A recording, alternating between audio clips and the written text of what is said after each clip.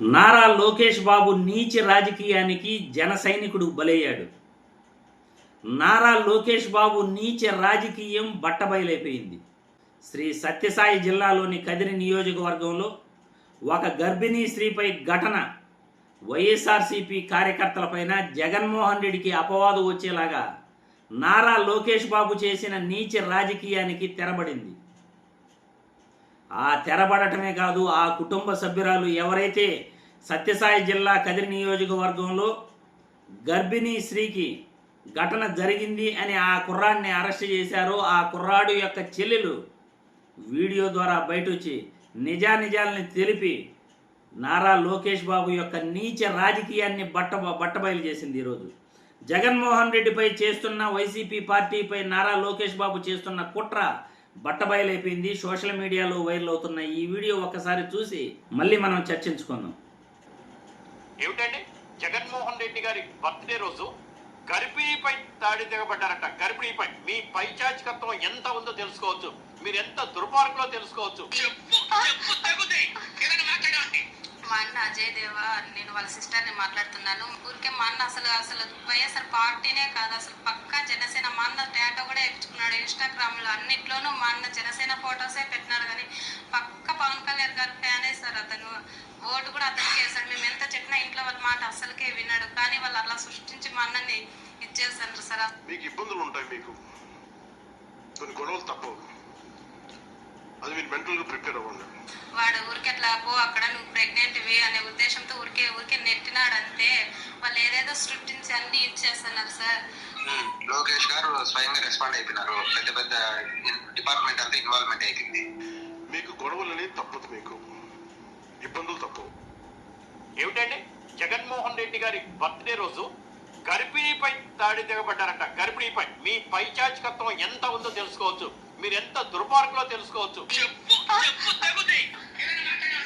చూశారుగా, నీచ రాజకీయానికి తెరలేపుతున్న నారా లోకేష్ బాబు ఈ పచ్చమంద జర్నలిస్ట్ అని చెప్పుకుంటూ సిగ్గు లేకుండా అబద్ధాలు చెప్తున్న ఇటువంటి పచ్చమందలకు జనాలే బుద్ధి చెప్పాలి. ఎందుకంటే ఆ కుటుంబ సభ్యురాలు ఒక జనసేన కార్యకర్త చెల్లెలు బయట వచ్చి మా అన్న జనసేన కార్యకర్త, మా అన్నని అనవసరంగా బలి చేశారు, అతను వైసీపీ పార్టీకి చెందినవాడు కానే కాదు అని వాళ్ళ కుటుంబ సభ్యురాలు ఆ వ్యక్తికి స్వయాన చెల్లెలే నారా లోకేష్ బాబు యొక్క కుట్రను, పచ్చమంద యొక్క కుట్రను బట్టబయలు చేసింది. నిద్ర లేచింది మొదలుకొని పడుకునేంత వరకు జగన్మోహన్ రెడ్డిపై పడి ఏడవటం తప్ప, తప్పుడు ప్రచారాలు చేయటం తప్ప కూటమి ప్రభుత్వానికి, చంద్రబాబుకు, లోకేష్ బాబుకు, పవన్ కళ్యాణ్కు, ఈ పచ్చమందకు మరో పనే లేనే లేదు. ఏం సమాధానం చెప్తారు ఇటువంటి వాటికి? ఒక నాయకుడిగా పవన్ కళ్యాణ్ ఈరోజు పూర్తిగా ఫెయిల్ అయ్యాడు. తమ జనసేన కార్యకర్తని వైసీపీ పార్టీ కార్యకర్త అని చెప్పేసి జైల్లో పెట్టి అతను కొడుతూ అతనిపై నిందలు వేస్తే నాయకుడిగా మీరు ఈరోజు పూర్తిగా ఫెయిల్ అయ్యారు. కార్యకర్తలకు అండగా ఉండాల్సిన ఈ పవన్ కళ్యాణ్ ఈరోజు కార్యకర్తలను జైలుకి పంపిస్తున్నాడు.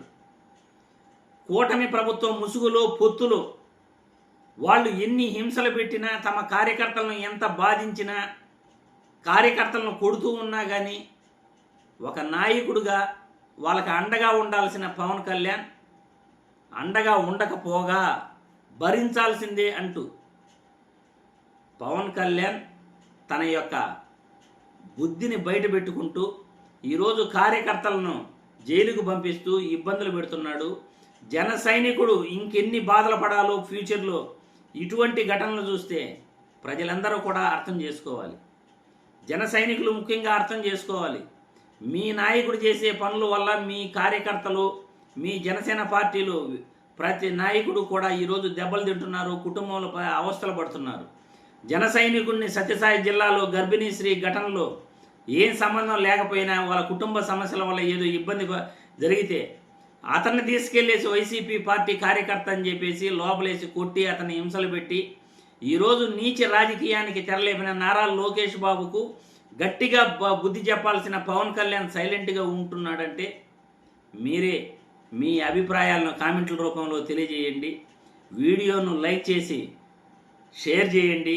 10 మందికి మన వీడియోలు చేరాలి. ఎవరు రాజకీయాలలో ఎటువంటి వ్యక్తులు బట్టబయలయ్యేటట్లు మీ కంటికి కళ్ళకు కట్టేటట్లు మనం నిజాలు తెలియజేసే ప్రయత్నం చేస్తాం. కాబట్టి మీ అభిప్రాయాలను కామెంట్ల రూపంలో తెలియజేయాలని కోరుతున్నాను.